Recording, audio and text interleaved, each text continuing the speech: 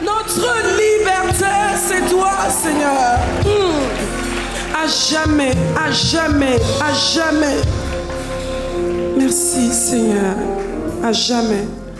Notre liberté, notre équilibre, que tu puisses dormir. Il y a des personnes qui n'arrivaient même pas à dormir. Mais aujourd'hui, tu dors, tu ronfles. Tellement la paix du cœur est dans ton cœur. Aujourd'hui, tu dors sans t'inquiéter du lendemain, même quand il y a des situations qui t'effraient, parce que tu sais que tu as un Père. Tu as un Dieu qui est au contrôle de ta vie. Tu peux pas comprendre. C'est normal. Souvent, on en fait souvent trop pour certains, mais on sait d'où on vient en fait. On sait ce que Dieu a fait pour nous. Quand tu sais ce que Dieu a fait pour toi, mon cher, il n'y a pas de protocole. Hein. Voisin ou pas voisin, statut ou pas statut social, tu sais que tu es ce que tu es à cause de ton Dieu. Merci. Dieu est vivant. Quelqu'un m'a vu entre les deux cultes me parler d'une petite situation. Je lui ai dit, t'inquiète pas. Oh non, vraiment, j'ai entendu si ça. Je dis, reste calme. Ce que Dieu n'a pas permis qu'on voit, c'est que ce n'est pas intéressant. Ou même si on a vu, on banalise. Pourquoi? Parce qu'on sait discerner. On sait qu'il y a quelque chose à atteindre. Le diable va tout faire. Quand tu es focalisé, que tu as pris la direction, il y a tellement de choses sur la route que le diable va essayer de mettre pour que tu puisses détourner le regard. Quand j'ai commencé à conduire, mais j'ai réalisé que la conduite, c'est quelque chose. C'est-à-dire une fraction de seconde. Tu peux juste le temps, tu te dis, genre, je dépose juste un truc comme ça, tu ne sais pas ce qui peut arriver. La personne qui était devant toi était en plein, tu te dis, non, il n'y a même pas moyen qu'on se truc. C'est toute une affaire de minutie. Les détails, reste focalisé. Ton Dieu, ta vie, c'est déjà un match qui a été joué en fait. Donc c'est un match en différé. Arrange-toi juste pour être dans les séquences comme tu dois être et faire ce que tu dois faire. C'est déjà connu. Tu es né et Dieu t'a sauvé justement pour que tu puisses rentrer dans la plénitude de ta destinée.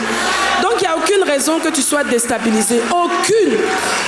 Dieu connaît ton parcours. Il sait ceux qui allaient te trahir. Il sait ceux qui allaient inventer des choses sur toi. Il sait ceux qui allaient te diffamer.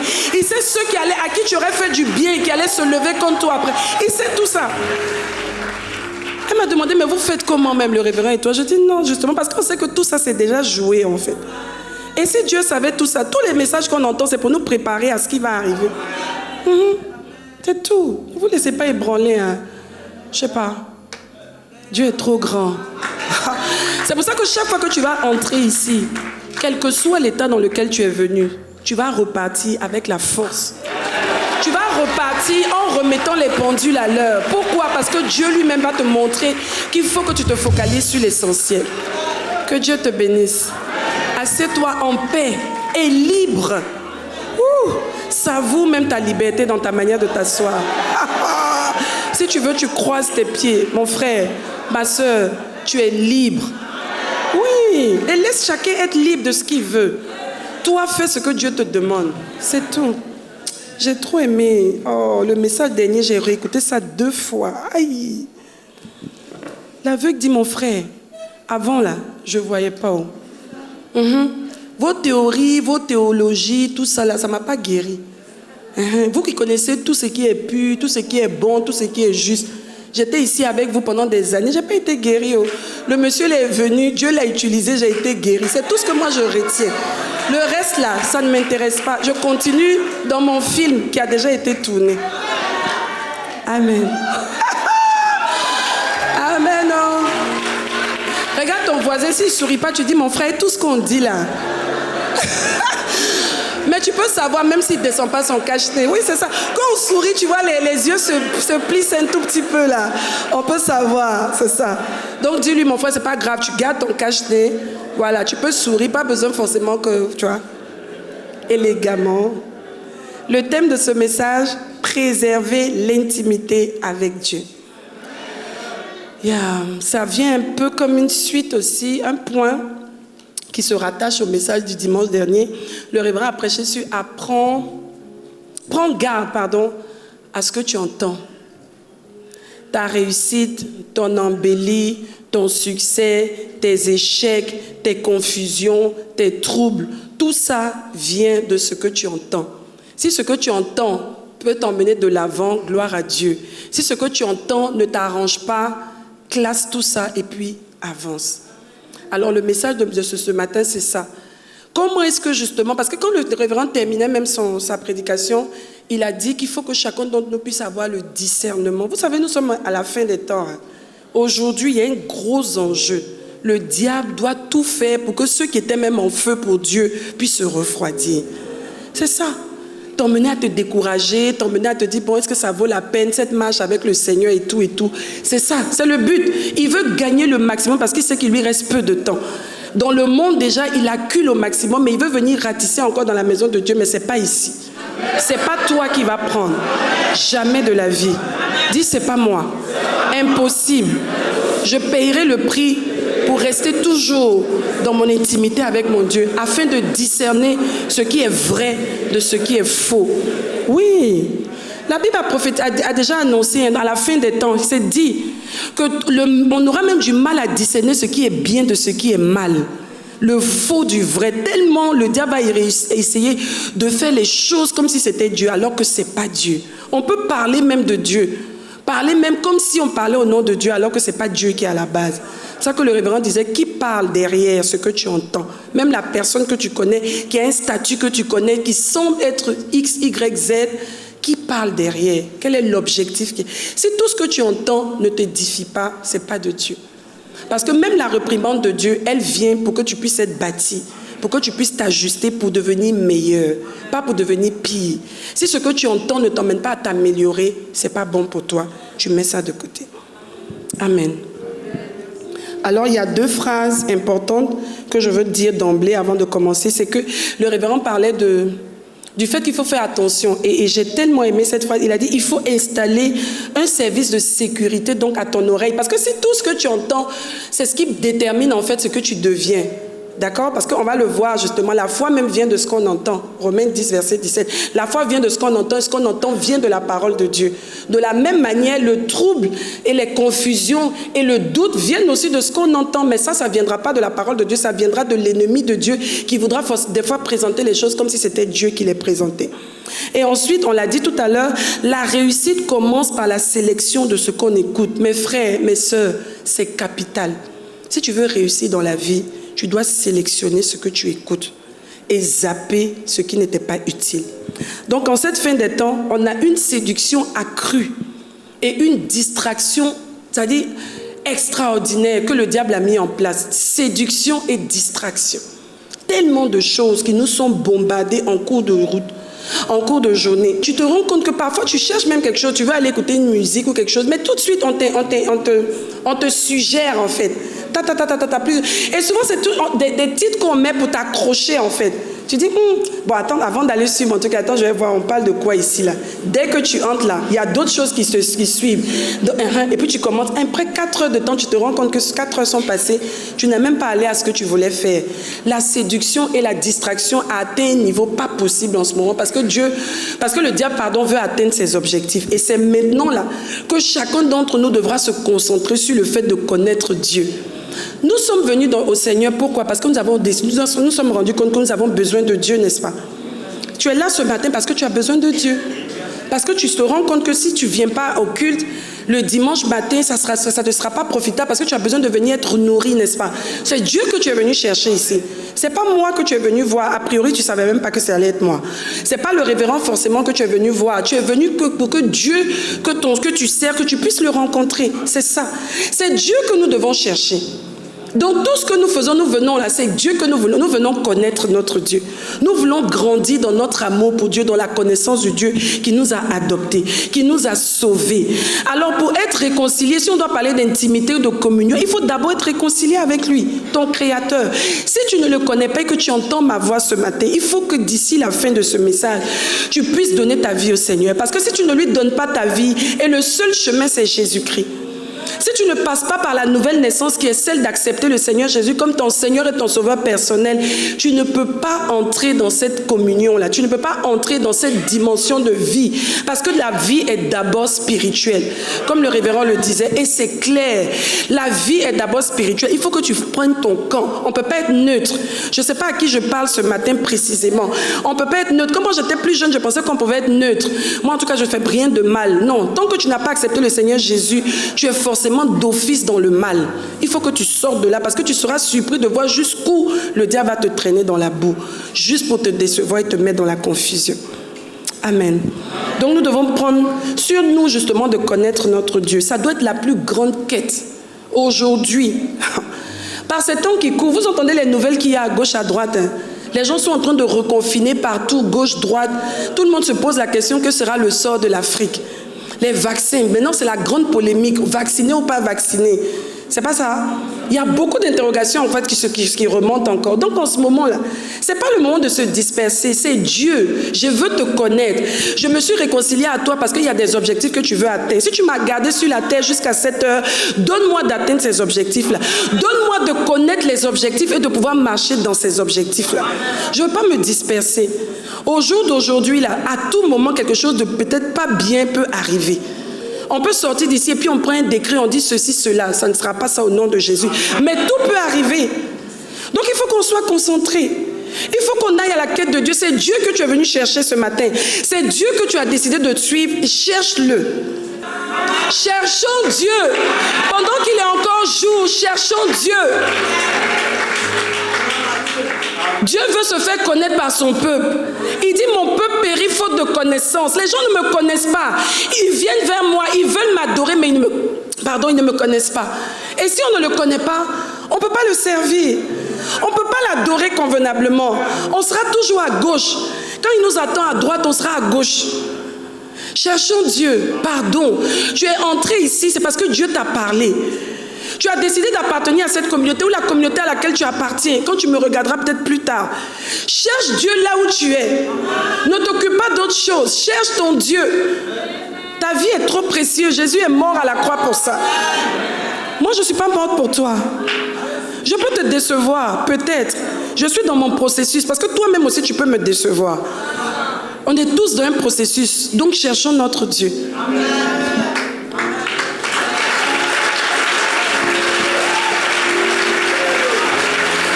Grandir dans notre foi. On doit grandir dans notre foi. On doit vivre par cette foi-là. Et on doit la partager autour de nous. On doit contaminer les autres autour de nous par notre foi. Je crois en Dieu. Et si je crois en Dieu, toute ma maison et tous ceux qui me côtoient doivent voir que je crois en Dieu. Pas un Dieu mort, mais un Dieu vivant.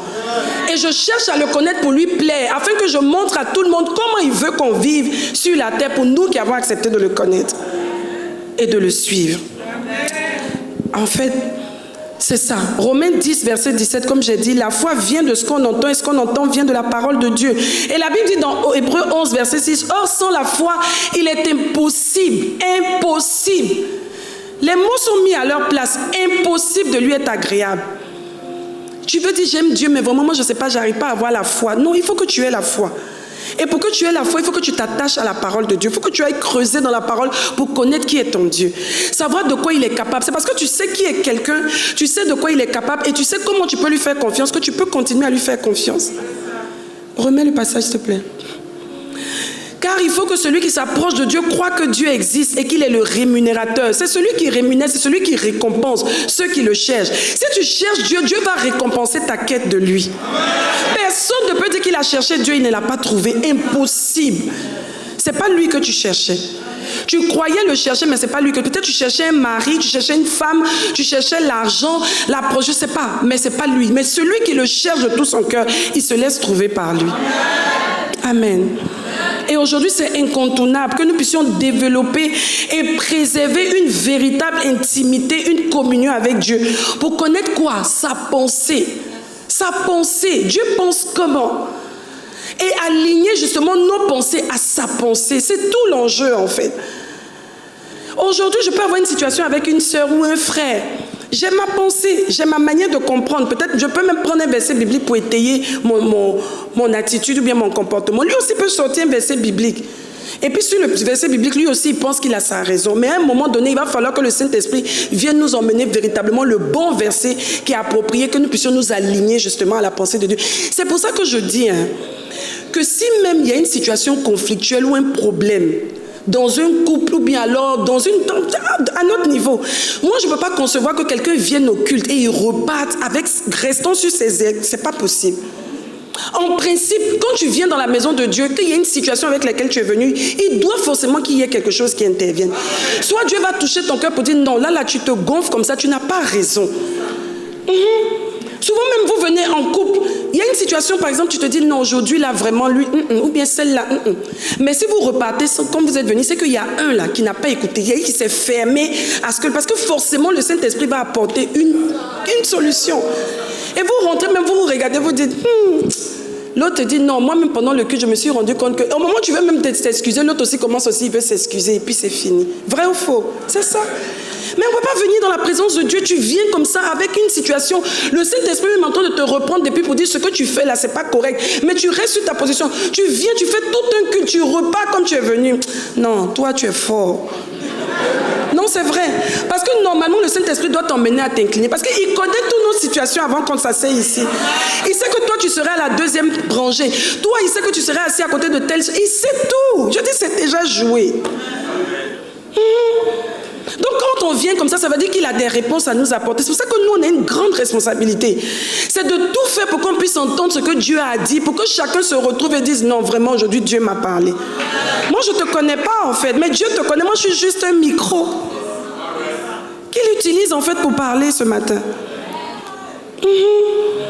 Donc, n'en disons pas notre cœur. Quand nous venons dans la présence de Dieu, sachons que nous venons rencontrer un Dieu qui récompense ceux qui le cherchent.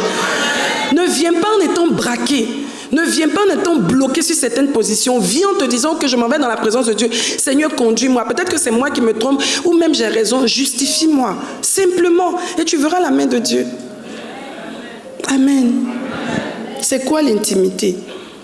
C'est le fait d'avoir des relations étroites et continues entre personnes. Intimité. On dit celui-là c'est ma personne. On est très intime. On a une relation très très poussée, étroite, c'est-à-dire on se dit beaucoup de choses et elle est continue. Donc c'est sur un long terme, on décide, on prend l'engagement de passer, c'est-à-dire de rester proche pendant des années, pendant longtemps, sauf si en cours de route un événement arrive qui pourra nous peut-être détacher. Donc on entretient des relations étroites et continues. Et la communion, c'est le parfait accord entre personnes qui partagent les mêmes idées et les mêmes sentiments. Je reprends pour ceux qui notent. L'intimité, ce sont des relations étroites qu'on entretient et continues entre des personnes. Et ensuite, la communion, c'est le parfait accord entre des personnes qui partagent les mêmes idées et les mêmes sentiments. Vous me direz, mais est-ce qu'à la base, ils avaient les mêmes pensées, les mêmes sentiments? Non. Ils n'avaient pas forcément les mêmes pensées, les mêmes sentiments, mais à force d'être ensemble, ils ont fini par développer un canevas dans lequel tous les deux se retrouvent. Parce que s'ils ne se retrouvent pas, au bout d'un moment, ils vont se séparer. Mais si la relation continue comme ça et elle prospère et elle est productive, ça veut dire qu'ils ont réussi à trouver un point d'entente. Et généralement, pour nous, les enfants de Dieu, c'est la parole de Dieu. C'est pour ça que l'apôtre Paul disait, ayez les mêmes sentiments qui étaient en Christ. C'est les mêmes sentiments là qu'on doit avoir, les mêmes pensées, les mêmes sentiments. Mais comment toi et moi, qui venons de background, d'un passé différent, comment est-ce qu'on peut se retrouver à avoir les mêmes pensées, si ce n'est de fait de s'aligner aux pensées du Seigneur? Ce n'est que là qu'on peut se retrouver ensemble en fait. Chacun va capituler pour dire oui, non, pasteur, tu as raison. Sur ce point-là, voilà ce que la Bible dit, je laisse tomber. Avant, j'aurais réfléchi différemment, j'aurais réagi différemment, mon contenu. Et c'est comme ça que l'intimité se crée. L'accord. Donc, il y a la notion d'accord et il y a la notion d'harmonie. Dieu veut être ton meilleur ami, en fait. Ton ami de tous les jours. Comme je disais, quelqu'un me disait, mais toi, tu parles tout le temps du Saint-Esprit. Je dis, mais je vais parler de quoi? Jésus a dit il est avantageux pour nous qui s'en aillent pour que le Saint-Esprit vienne. Donc aujourd'hui, tout le monde qui collabore avec le Saint-Esprit, c'est celui-là qui va s'en sortir. C'est lui, c'est sa saison là maintenant. Il est venu nous aider, nous conduire dans toute la vérité. Donc on est obligé, tout ce qu'on doit faire doit avoir référence à lui. Saint-Esprit, tu en penses quoi? Saint-Esprit, est-ce que je suis dans la bonne perception des choses? Est-ce que c'est la révélation véritable que je devais avoir par rapport à tel sujet, par rapport à tel verset, par rapport à telle instruction? C'est lui maintenant. Il est en nous. Parmi nous, il y a des personnes qui ont des personnes qu'elles aiment plus. Elles sont plus, c'est-à-dire elles font plus référence à ces personnes dès qu'elles ont des situations. Il y a des gens qui sont nés de nouveau. Tous les meilleurs amis, ce sont des païens. Ils leur donnent des conseils. Selon quoi? Mais selon ce qu'ils connaissent en fait. Moi, je ne peux pas te donner plus que ce que je n'ai en fait.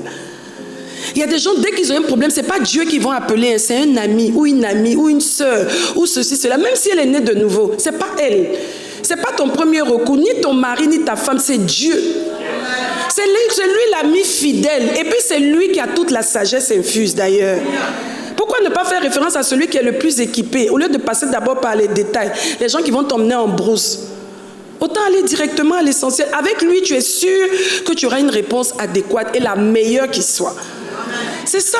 Donc l'intimité que nous devons développer avec Dieu, c'est de faire de Dieu le meilleur de nous. C'est mon meilleur ami, c'est mon tout. Ta référence, tu te réveilles, c'est pas, tu as une situation, c'est pas hey, maman ou non. Jésus, Seigneur. Avant, moi, j'avais ces références-là. Dès qu'il y a une petite maman, après une Saint-Esprit, c'est à moi tu appelles d'abord. Je dis, c'est vrai en fait. Mais c'est instinctif en fait, parce qu'avant c'était comme ça, ou bien papa, ou bien ceci, mais maintenant je me rends compte que non. Et au fur et à mesure justement que j'ai travaillé par rapport à ça pour réaliser et mettre infusé dans mon esprit que c'est Dieu qui est d'abord mon premier recours. Aujourd'hui, dès qu'il y a une situation, c'est Seigneur. C'est devenu instinctif en fait. C'est ça. Quand il y a une situation, c'est Dieu. Il veut être ton meilleur ami. Aujourd'hui, tu dois avoir le meilleur partenaire, c'est lui. Même en affaires, même pour ton travail, pour tout ce que tu as, même dans ton travail. Il y a des gens qui pensent qu'il y a une cloison entre la vie du monde, le monde séculier, la société, puis l'église. Non. Tu es dans ton entreprise, tu fais dans je ne sais pas quoi. Dans cette entreprise-là, tu es le bras de Dieu, en fait. Dans cette entreprise-là, tu es le miroir de la parole. Donc, dans tout ce que tu fais, tu dois demander au Saint-Esprit, mais je suis dans cette entreprise-là, quels sont les objectifs? Tu t'arrêtes, tu demandes. Qu'est-ce que je dois démontrer ici, en fait? Il faut que même dans ton parcours, on puisse dire non. Cette fille-là, ce monsieur-là, cette sœur-là, cette dame-là, il y a quelque chose de particulier. Oui, justement, c'est mon appartenance à Christ. Sinon, où est la différence? Il y a des gens qui sont brillants dans la vie, qui font leur tâche sans problème, qui sont zélés, passionnés, qui obtiennent des résultats extraordinaires. Donc, il n'y a rien d'extraordinaire. Mais l'extraordinaire, c'est justement d'où te vient ça. Et comment est-ce que tu vas manifester cette sagesse qui est toujours la plus élevée, en fait. C'est ça. On doit être dans la quête de l'essentiel. Dis à ton voisin, cherchons Dieu sérieusement. On a commencé à le chercher, continuons à le chercher. Oui, on ne doit pas s'arrêter. Il veut faire de nous justement des personnes qui sont en totale harmonie, symbiose avec lui. C'est trop beau. Quand vous voyez un enfant de Dieu qui prospère, regardez sa vie. Vous allez vous rendre compte, Dieu est miséricordieux, Dieu est bon. Hein. Je veux dire, il fait des grâces à tout le monde. Ce n'est pas le fait d'avoir, une voiture, un mariage, un enfant qui prouve que Dieu est avec toi. Excusez-moi, mais vraiment ça, si ce n'était que ça, vraiment, les gens se marient. On est dans quel mois même? En août. Allez à la mairie. Ces périodes comme ça, c'est aligné. Les gens, ça dit, tu viens au mariage, même tu es assis, tu vois 7 mariages avant le tien. Attends. Celles-là n'ont pas, il n'y a pas les esprits des eaux, quoi, machin et tout. Il y a des gens qui se marient. Donc, ce n'est pas ça qui définit. C'est l'équilibre, en fait, de ton esprit, âme et corps. Tout ça en symbiose et connecté à la bonne fréquence, la fréquence divine. C'est ça. Tu dors, tu es en paix. Ton cœur ne bat pas. Tu n'es pas dans des choses compliquées. Tu te lèves le matin, tu es en paix. Tu es dans la présence de ton Dieu, tu es en paix. Il y a une situation que tu as vécue, tu es tombé, tu te lèves, tu avances. C'est ça. Ne limitons pas Dieu à ça. Non, attends, ça veut dire quoi? Et tous les gens qui truquent, je disais à quelqu'un, je dis, mais les gens font même des enfants, des jumeaux, des je ne sais pas quoi. Attends, c'est quoi que Dieu ne peut pas faire? Pour qu'on puisse se limiter à ça et dire que non, vraiment, oh, machin et tout. C'est quoi? Cherchons Dieu. Quand tu cherches Dieu, tout ce dont tu as besoin, si c'est écrit, tu vas avoir ça. Attends, je vous demande, Abraham et Sarah, là, ils devaient faire leur enfant, non? Ou bien? Mais vous avez su ça pourquoi? Parce que vous lisez une histoire qui est passée depuis et que c'était écrit qu'on lui avait donné la promesse. Et tu sais que, oh oui, 25 ans plus tard, Sarah eut son Isaac. Mais eux qui ne savaient pas, je veux dire qu'ils n'avaient pas vu l'histoire de façon anticipée, ou bien même après, ils ont vécu des choses. C'était pas forcément évident, mais je me dis que s'ils sont arrivés jusqu'au bout, c'est parce qu'ils sont restés focalisés. Il y a eu des moments, Abraham a voulu faire des diversions, il dit, mon petit, reste tranquille. Le Seigneur dit, pardon, marche devant ma face, sois intègre. Abraham, Abraham, j'ai un objectif à atteindre avec toi, donc pardon, ne viens pas diluer ce que je veux faire là. Laisse que ma gloire éclate. C'est la même chose pour chacun d'entre nous. Dieu veut faire des choses, même dans ton travail. Tu es très coiffeuse, tout. Dans ton salon de coiffure, là-bas, Dieu compte sur toi. Pas pour aller là-bas te mélanger, te perdre dans les commentaires, dans les trucs et tout. Quand tu sors de là, de 7h à 18h, quand toi-même tu sors, tu es épuisé. Le Saint-Esprit te demande, mais tu étais dans le salon là même, tu servais à quoi pour nous, le royaume? Tu dis, non, c'était pour tresser les gens. C'est pas que ça. Donc tout ce que nous faisons dans la société, il y a toujours un aspect divin. Il y a toujours un aspect qui doit concourir à ce que le royaume gagne quelque chose de ta présence à cet endroit-là. Amen. Colossiens 3, versets 1 à 2. Et si on répète ces choses-là, c'est parce que c'est important. Quand on va à l'école, on nous rappelle les choses qui sont importantes. Les choses qui ne sont pas importantes, on ne revient pas dessus. Donc c'est important, pourquoi? Parce qu'il faut que je le dise aussi, le Saint-Esprit me le rappelle. Dieu a dit quoi cette année? Il y en a peut-être même qui ont oublié déjà. Hein? Genre, plus de grande gloire, là on est en août. Non, sérieux. Là même j'ai demandé, il y en a qui étaient là pourtant le 31, mais là ils ont oublié. Je t'en veux pas. C'est qu'à un moment donné, le diable t'a tellement distrait, embrouillé. Mais ce matin, je te rappelle ça. Il a dit année d'une plus grande gloire. Et vous savez que Dieu n'utilise pas les mots parce qu'il faut dire. Et il n'a pas à t'impressionner en fait. C'est qu'il a fait déjà là. Même s'il arrête de travailler aujourd'hui, va regarder ça. C'est déjà suffisant pour que tu sois impressionné. Donc si Dieu dit quelque chose aujourd'hui et que ça concerne 2021, ça veut dire qu'il est sur le point de le faire. Mais il va le faire pour ceux qui vont se disposer. Ceux qui vont collaborer, ceux qui seront bien disposés, c'est ceux-là qui verront sa gloire. Il y a des situations qui vont arriver même en août là, pour te défocaliser alors que c'est peut-être en septembre que toi, ta plus grande gloire doit apparaître. Donc tous ces messages qui viennent, même s'ils paraissent répétitifs, c'est pour attirer notre attention, pour dire attention, on a un objectif à atteindre cette année. Colossiens 3, versets 1 à 2. Si donc vous êtes ressuscités avec Christ, cherchez les choses d'en haut, où Christ est assis à la droite de Dieu.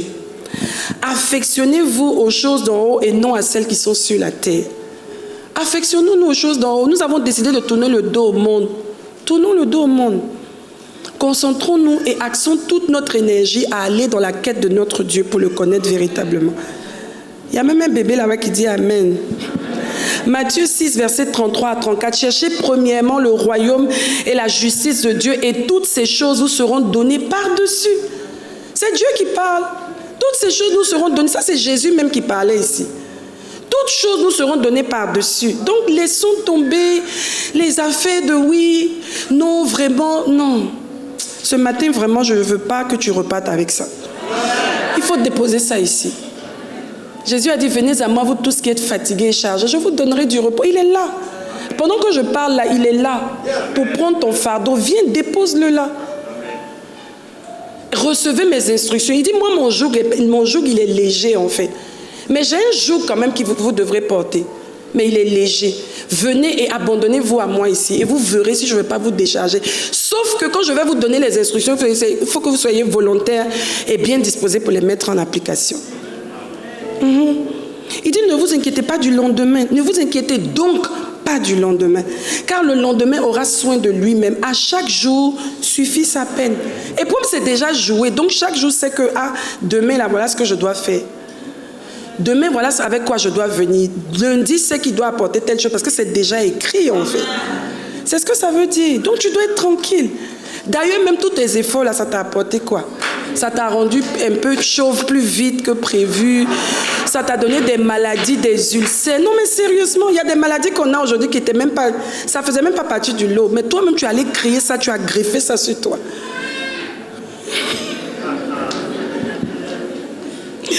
Romains 12, verset 2. Donc ne vous conformez pas au siècle présent, mais soyez transformés par le renouvellement de l'intelligence, afin que vous discerniez quoi? Quelle est la volonté de Dieu? Ce qui est quoi? Déjà bon, ce qui est agréable et ce qui est parfait. Vous voyez qu'on monte en niveau en fait.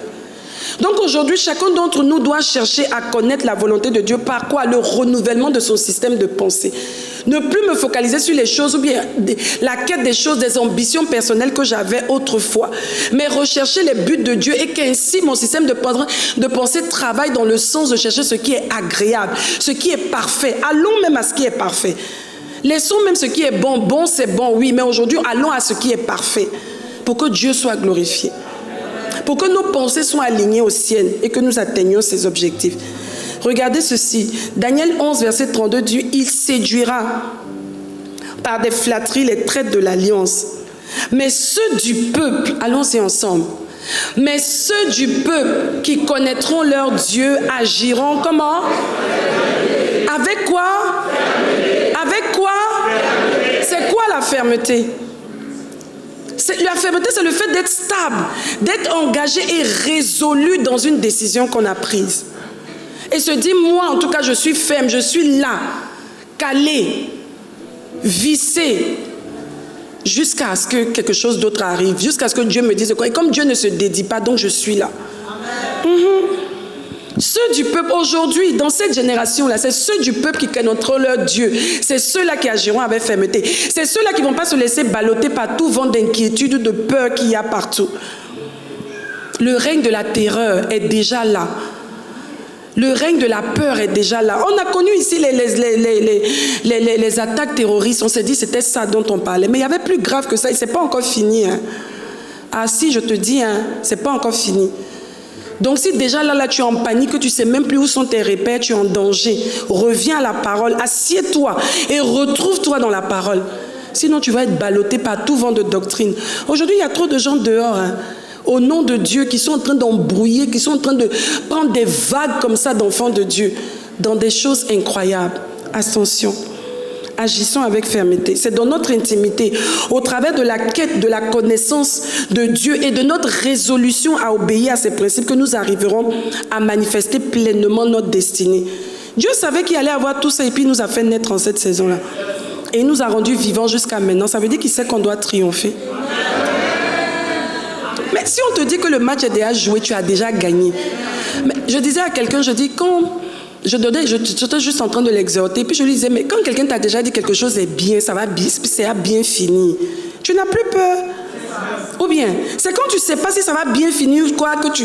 C'est comme quand tu entres dans le mariage. Si Dieu t'a déjà dit le monsieur là ou la femme là, vous vous mettez ensemble, c'est pour que ça se termine bien. Donc vous avez l'assurance que ça va bien se terminer. Donc quand il y a des situations, vous savez que vous êtes censé pouvoir les surmonter. Sauf si, comme je disais encore, arrête justement de laisser le Saint-Esprit travailler par lui. C'est ça. C'est déjà géré. Et ça, c'est le secret de tous ceux qui font de l'impact. L'impact divin, j'entends. Un impact divin, c'est un impact qui est tangible et qui est durable. Oui, parce qu'il y a des gens qui font des impacts là, comme des étoiles filantes, et puis ils disparaissent. Non, je parle du véritable impact divin. C'est des personnes que vous allez voir qui ont pris le temps de chercher leur Dieu, qui sont jusqu'à aujourd'hui dans cette quête-là, qui ne se disent jamais que j'en connais déjà suffisamment. Mais ces personnes-là qui faisaient ça, quand Dieu te dit par exemple, mets toute ta famille sur l'autel du sacrifice et puis dis-toi qu'ils sont morts pour toi, c'est trop fort. Mais pourquoi Dieu arrive à dire ça à quelqu'un? Ça veut dire que cette personne-là lui a démontré qu'elle est tellement dans une quête de sa personne, de le connaître et d'atteindre ses objectifs, que cette personne-là se dispose. Mais est-ce que toi, Dieu peut te dire ça? Est-ce que Dieu peut me dire ça? À ce stade où nous sommes là, c'est la quête que nous avons de Dieu qui emmène Dieu à pouvoir aller plus loin, en fait, dans les sacrifices qu'il nous demande d'opérer. Mais si tu as demandé même un petit truc, tu n'as même pas été capable de le faire. Tu dis, Seigneur, vraiment, je veux te servir. Dis-toi, servir. Commence d'abord par faire les petites choses que je te demande. C'est ça. Les grands hommes de Dieu, c'est ça. Tu ne peux pas avoir d'impact si tu n'es pas connecté, si tu n'es pas en train de chercher Dieu véritablement. C'est ça en fait. Et Dieu cherche des personnes. Et te voilà, me voici. Dis Seigneur, me voici. Me voici, je suis prêt. Dis-moi ce que tu veux, je vais le faire. D'ailleurs, ma vie, elle sert à quoi finalement? Si ce n'est pas pour que je puisse justement... je ne peux même pas prétendre rembourser, je ne peux pas, mais au moins te la donner en retour de tout ce que tu as. On a parlé de liberté tout à l'heure. Que notre vie puisse servir à Dieu, en fait. Il dit non. Il me disait, mais moi, j'imagine les richesses, tout ça, tout ce qu'on vit, tout ce qu'on a aujourd'hui, je dis par la grâce de Dieu. C'est même pas pour nous, en fait. Est-ce que vous réalisez ça? C'est parce que Dieu veut attester que sa parole est vraie. Mais attends, quand Dieu bénit quelqu'un, en fait, c'est pour montrer à cette personne-là que quoi? Tu m'as cherché, c'est pas ça que tu as cherché. Parce que le révérend, par exemple, c'est pas la richesse qu'il a poursuivi. Parce que tu viens d'un pays étranger, d'ailleurs, même sa richesse, ça va commencer par où? Tu connais personne. Autant rester dans ton pays, là, tu as tous les gens que tu connais, tu peux faire tout ton trafic que tu veux, et puis avoir ton argent. C'est pas plus simple. C'était pas la quête de la richesse, en fait. Mais cette richesse-là est venue l'équiper et attester et atteindre les objectifs que Dieu voulait atteindre dans sa vie. Parce que Dieu, quand tu le cherches, là, tout ce qui le caractérise, là, va finir par t'accompagner. Est-ce que Dieu est malade? Est-ce que Dieu est pauvre? Attends. Et toi, tu vas le chercher comme ça pour le connaître. Et tu vas le connaître et puis il va te démontrer, il va s'ouvrir à toi en termes de maladie. Mais ce n'est pas lui en fait. C'est lui que tu cherches. Donc c'est tout ce qui le caractérise que tu vas trouver en chemin. C'est ça. Quand Dieu te bénit, même Dieu te rend riche. Les vrais riches en Christ, justement, n'oublient jamais d'où ils viennent. Vous ne voyez pas que le révérend est toujours en train de faire référence. On peut se dire, oh mais ça va. Si tu es obligé de toujours rappeler aux gens que tu avais 15 000. Mais il faut parce qu'il y a des personnes qui sont dans la salle qui se disent, oui, vous parlez de foi et toutes ces choses aujourd'hui parce que vous êtes à tel niveau. Non, mais ça a commencé quelque part. C'est pour ça qu'il faut toujours se rappeler. Un riche qui a oublié d'où il vient et ce que Dieu a fait pour lui, ça veut dire qu'il a déjà perdu la bourse, il a perdu les repères, il a perdu les pédales. Parce que c'est ce qui te donne justement de continuer à l'adorer, de le chercher.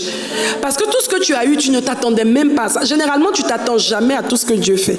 Tu attends des choses, mais à un certain niveau. Mais quand il le fait, c'est tellement grand que tu es surpris. Et donc, tu veux dire à tout le monde, non, non, non, ne m'acclamez pas, ne m'appréciez pas, mais c'est ce que Dieu, c'est Dieu qui est derrière moi, c'est lui qui a fait ça.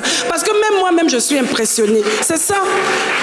C'est la réaction justement de la richesse en Dieu, ou alors de l'élévation, je ne sais pas, de l'exposition de Dieu en fait.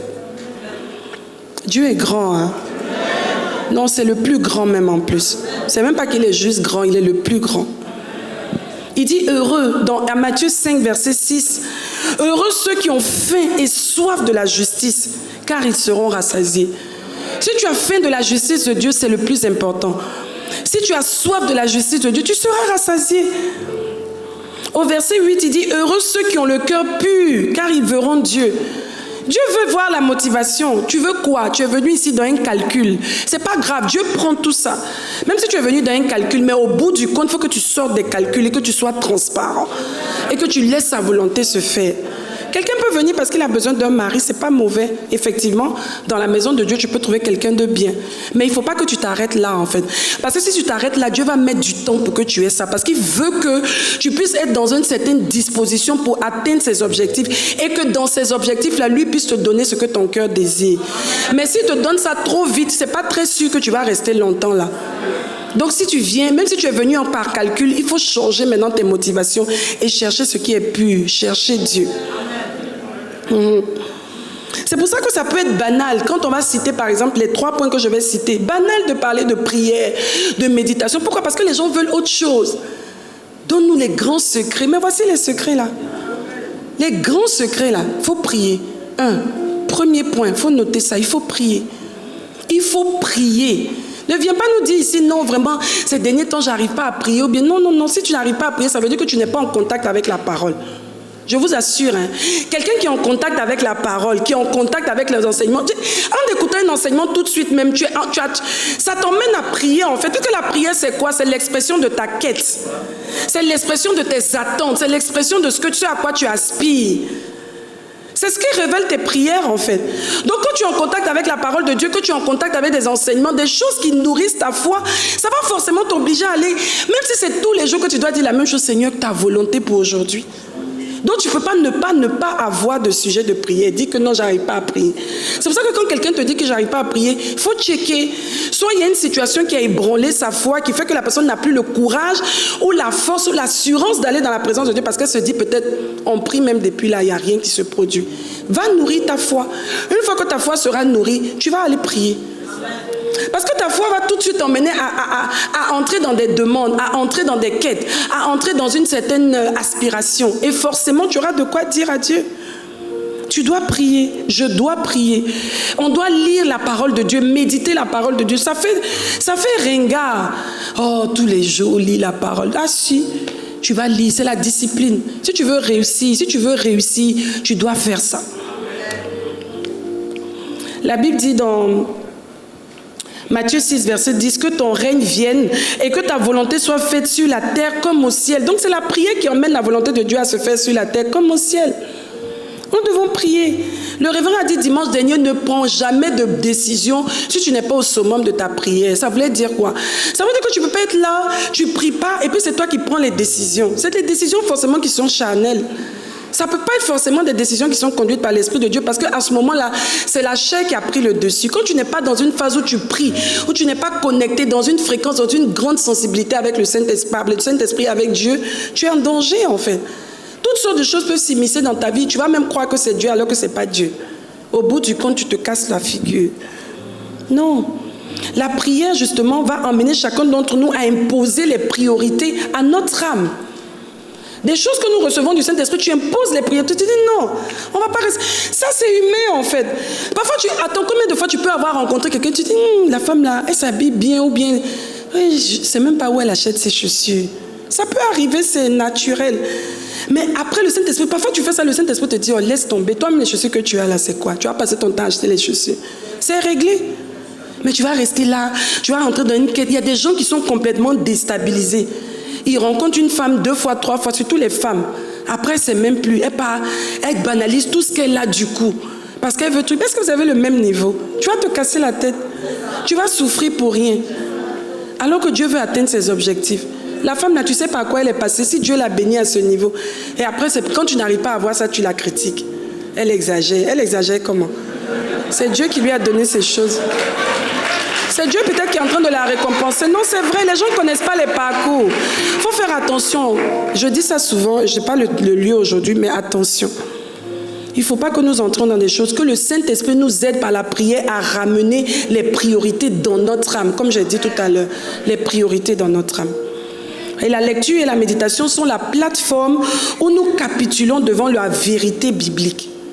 Quand tu es quelqu'un qui médite, qui réfléchit sur la parole, qui pose des questions à Dieu, même quand tu as une situation, le Saint-Esprit va te dire ce que tu dois prendre. Quel est l'aspect que tu dois prendre? Qu'est-ce que tu dois mettre dans la balance en fait? Même si tout le monde met autre chose dans la balance, il va te dire mets telle autre chose. Et même si tu es en porte-à-faux avec tout le monde, pourvu que tu sois en paix avec Dieu, c'est le plus important. On ne vit pas pour faire plaisir aux gens, on vit pour être agréable à Dieu. Et quand tu es agréable à Dieu, Dieu saura te justifier avec le temps. Même si les gens se sont braqués contre toi, Dieu va finir par leur montrer que tu avais raison de compter, de regarder à lui et de faire ce qu'il t'a demandé. Donc c'est ça, c'est un endroit de confrontation. Pendant la méditation, tu confrontes tout ce que tu as toujours cru à ce que Dieu t'impose maintenant de croire. Et tu dois arriver au point où tu capitules pour dire oui Seigneur. Comme ici dans 2 Corinthiens 10, verset 5, il est dit, nous renversons les raisonnements et toute hauteur qui s'élève contre la connaissance de Dieu. Ce passage, il est très fort. Toute hauteur, c'est-à-dire toutes les choses qui viennent pour pouvoir cacher et puis faire obstruction à ce que Dieu est en train de te dire, à la révélation que Dieu te dit. Qui est en train de monter ce mur-là pour venir contrecarrer ou bien obscurcir ta vision? Non, tout ça doit tomber au nom de Jésus. Et c'est dans la méditation justement que ces choses-là s'ébranlent. Tu écoutes un message, quelque chose te captive ou bien quelque chose te gifle. Quand je dis te gifle, c'est-à-dire te gifle dans ton âme, ça gifle tes convictions.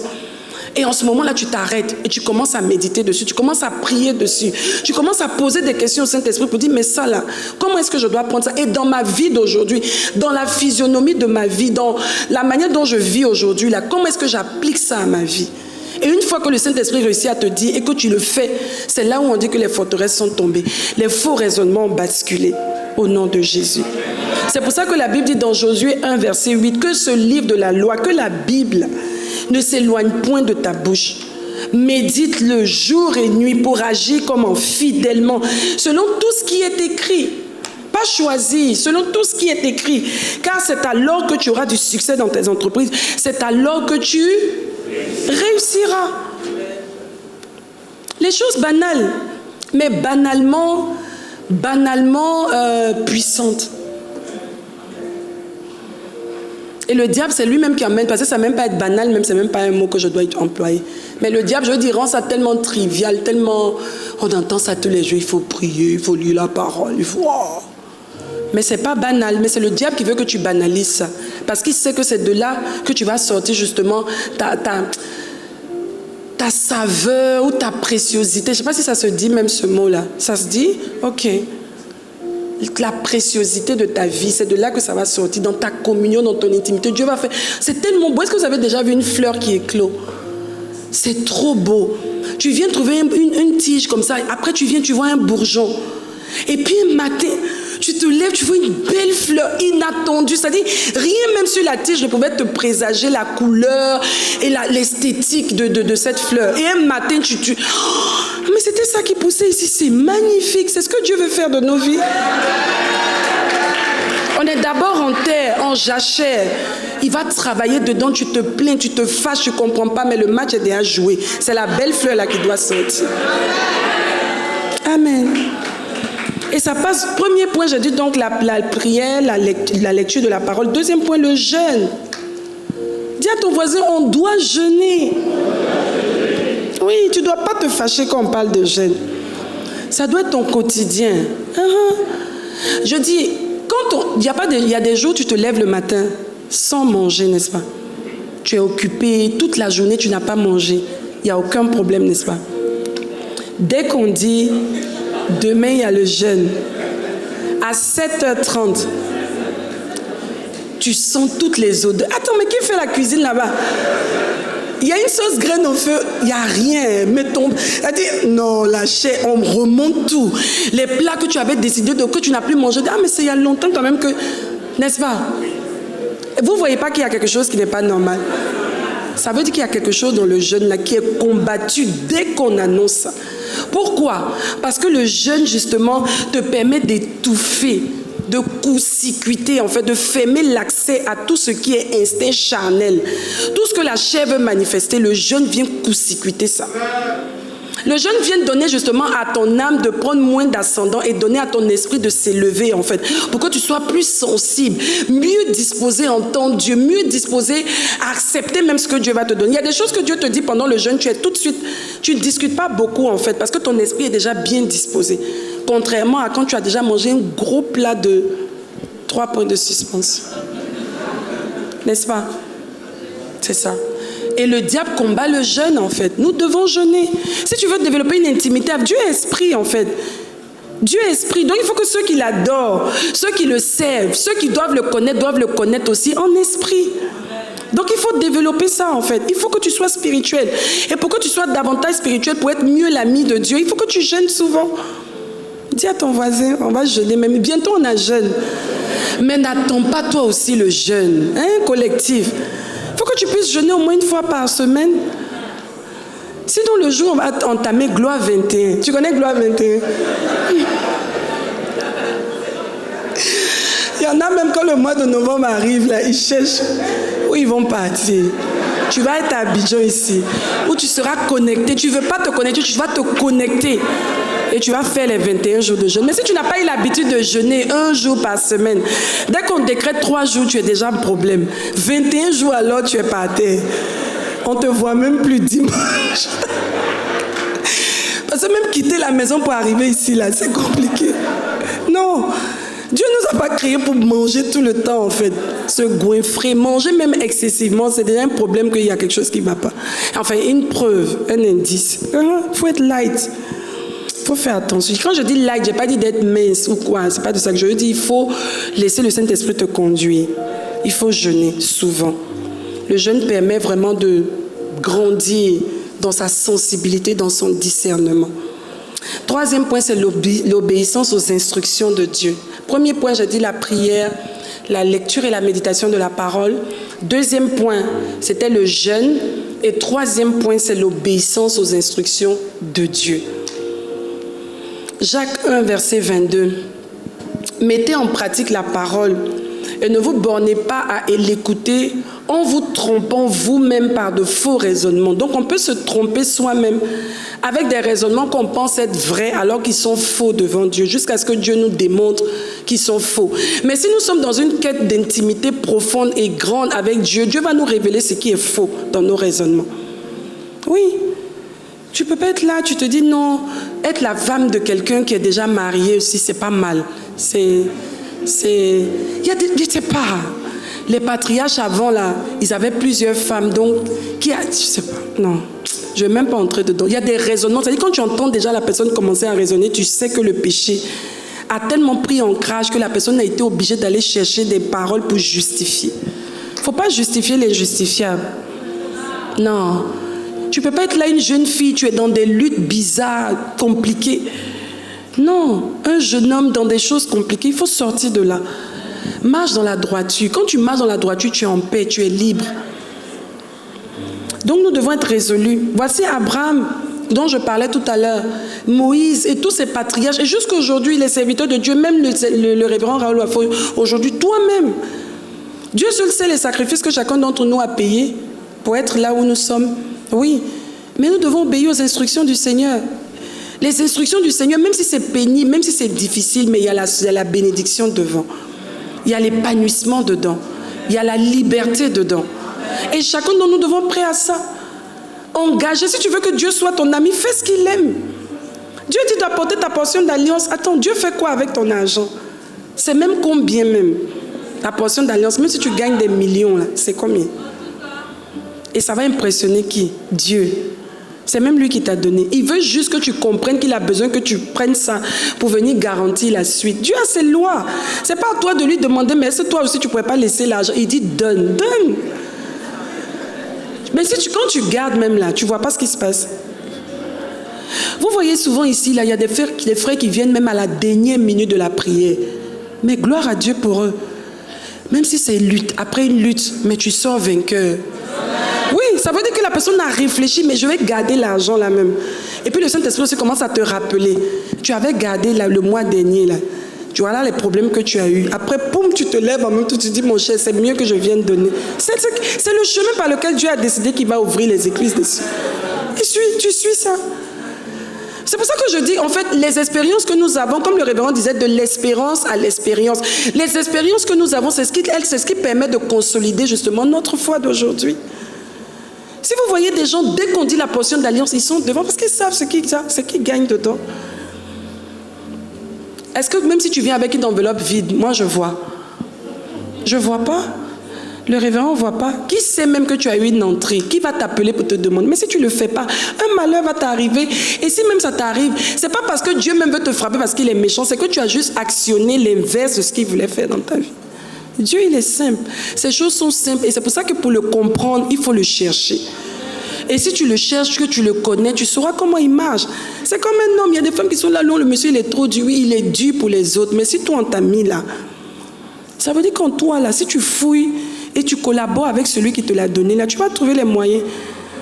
Et si c'est trop compliqué, tu le ramènes chez le monsieur qui te l'a envoyé. Tu dis, Seigneur, vraiment, tu m'as envoyé quelqu'un, j'ai prié, j'ai tout fait, mais jusque-là. Donc toi-même, et Dieu va devoir intervenir. Maintenant, si lui-même, il ne veut pas changer, là, c'est autre chose. Mais je veux dire, tout ce que Dieu nous demande de faire, ça veut dire qu'il y a la capacité de le faire. Ce n'est pas intentionnaire, en fait. Amen. Ça va appeler deux choses, en fait. Et c'est avec ça que je veux terminer. Deux notions qui ressortent de tout ce que j'ai dit aujourd'hui. Pour préserver ton intimité avec Dieu, il faut que tu sois discipliné. Il y a de la discipline, ça exige de la discipline. La discipline, c'est l'ensemble des choses que je dois faire. Ça, j'ai vraiment appris ça avec le révérend. Pas les choses que je veux faire, où je me sens à l'aise, mais les choses que je dois faire. Parce que ce sont mes responsabilités et je dois les faire. Je dois prier, je dois lire la parole de Dieu, je dois méditer la parole de Dieu, je dois jeûner, je dois être à la quête de la connaissance de mon Dieu et je dois obéir à ses instructions. À quoi ça sert que quelqu'un te montre ce qu'il aime, qu'il se fasse connaître à toi et que tu ne fasses pas ce que la personne aime? Ça ne servait à rien, vrai ou faux? La discipline et la sélection. À partir du moment que ta discipline va forcément t'emmener à faire des sélections, savoir ce qui est utile. Ça, c'est permis, oui, mais est-ce que ça m'est utile? Est-ce que ça correspond à l'image spirituelle, à l'identité prophétique de ma personne? Est-ce que c'est ce que Dieu a écrit? Est-ce que dans ce que Dieu a écrit à mon égard, ça fait partie du lot? Ou ça, c'est pour quelqu'un d'autre? Il faut avoir cette acuité-là, cette capacité-là, justement, de distinguer, de faire la part des choses. On marche trop en groupe. Ce n'est pas parce qu'il y a les groupes WhatsApp, les groupes je ne sais pas quoi, que tout le monde doit être en groupe. Non. Même dans ces groupes-là, tu as ta singularité. Si Dieu te met même dans un groupe, que tu te rends compte que dans ce groupe-là, tu t'épanouis plus spirituellement, tu sors de là. Tu sors de là. Tu es venu ici, là, c'est Dieu que tu cherches. Dans toute ta vie, c'est Dieu que tu cherches. Cherche-le. Je reviens donc à la case des pas. Discipline, sélection. Pour chercher Dieu véritablement. Prions le Seigneur. Seigneur, nous voulons te rendre grâce ce matin. En ces temps de la faim, oh Dieu, en ces temps de troubles et de panique terrible dans ce monde, nous voulons te demander, Père, de nous emmener à notre premier amour. Que chacun revienne à l'essentiel, te connaître. Car ceux du peuple qui te connaîtront, c'est ceux-là qui agiront avec fermeté. C'est ceux-là qui ne seront pas ballottés par tout vent de doctrine, qui ne seront pas ballottés à gauche, à droite, qui ne seront pas instables, mais des personnes stables dans leur marche. Nous voulons prier ce matin, Seigneur, que tu nous aides à développer cette priorité qui doit être la priorité première. Oui, dans la vie de chacun d'entre nous, te connaître, toi le véritable Dieu. Connaître tes plans, marcher dans tes plans, te faire suffisamment confiance pour nous laisser conduire par l'Esprit que tu nous as donné, le Saint-Esprit, le coach par excellence pour conduire chacun d'entre nous dans sa destinée. Merci Seigneur de ce que tu nous ramènes aux choses essentielles, la prière, la lecture, la méditation de la parole, Seigneur, le jeûne, oh Dieu. Ramène-nous à l'essentiel, oh Dieu Tout-Puissant. Que ce matin, cette parole-là résonne encore dans nos cœurs comme juste un écho. C'est des choses que nous connaissons, mais que nous revenions à ces choses-là parce qu'elles sont fondamentales pour développer notre communion, notre intimité. C'est ceux qui te connaissent véritablement, qui marchent avec toi, qui ont le même esprit, la même pensée, qui sont en phase avec toi, Seigneur Dieu. C'est ceux-là qui réussissent. Pourquoi? Parce qu'elles font attention à ce qu'elles entendent. Et ça fait la distinction entre le vrai et le faux, entre le bien et le mal, Père. Merci Seigneur pour ta fidélité dans nos cœurs. Au nom de Jésus. Amen. Est-ce que tu es là ce matin et quand je parlais tout à l'heure, tu t'es senti interpellé? Tu veux bien justement entrer dans cette dimension d'intimité et d'amitié avec Dieu, mais tu n'as pas encore fait la paix avec lui. Tu n'as jamais accepté le Seigneur Jésus comme ton Seigneur et ton Sauveur personnel. C'est le moment. Tu es peut-être en direct aussi en train de nous suivre. C'est ton temps maintenant que tu puisses justement tendre la main à ce Dieu-là qui veut faire de toi son ami, qui veut faire de toi sa fille. Mais tu peux être l'enfant de quelqu'un sans être l'ami de la personne. Mais Dieu veut qu'on soit non seulement ses enfants, mais arriver au niveau d'amitié, de complicité, d'harmonie avec lui. Si tu es là ce matin, tiens-toi debout, n'aie pas honte. Il s'agit de ta destinée. Je te dis qu'on vient en groupe à l'église, mais chacun sait ce que Dieu veut faire dans sa vie. Si tu es là ce matin, tiens-toi debout courageusement. Nous tous, on est passés par là. Yes. Merci Seigneur. Tu vas faire un deuxième pas. Vous allez faire un deuxième pas, vous allez vous approcher. Et même ceux qui nous suivent en direct, tu es concerné, tu te sens interpellé. Cette parole-là est en train de faire un gros écho dans ton cœur. Ça te concerne. Prie avec nous ce matin et Dieu va te donner d'entrer justement dans cette phase de communion, d'intimité, de connaître les choses. Quand tu es ami à quelqu'un, il ne te cache pas ces choses, il te révèle même les choses à venir. Il te dit fais attention. Tu vas lever ta main droite devant le trône de la grâce et tu vas répéter après moi: Seigneur, je te rends grâce et je bénis ton nom pour ce message que j'ai entendu. Je reconnais que j'ai besoin de revenir à toi, d'être réconcilié à toi, afin que tu puisses m'aider à connaître qui tu es, pourquoi je suis sur la terre, et que je puisse accomplir la raison, pour que je puisse accomplir la raison de ma venue sur cette terre. Je veux être proche de toi, je veux te connaître plus qu'avant, afin que tu sois fier de moi dans ma marche sur la terre. Je reçois le Seigneur Jésus comme mon Seigneur et mon Sauveur personnel. À partir d'aujourd'hui, je m'abandonne entre tes mains au nom de Jésus. Amen, amen, amen. La décision que vous avez prise ce matin, elle est capitale, elle est importante. Elle va marquer le départ d'une nouvelle vie. Vous ne savez pas ce qui va se passer, mais Dieu savait qu'aujourd'hui, 15 août, vous seriez ici, en train de le recevoir. Faites-lui suffisamment confiance pour la suite de votre parcours. Que Dieu vous bénisse.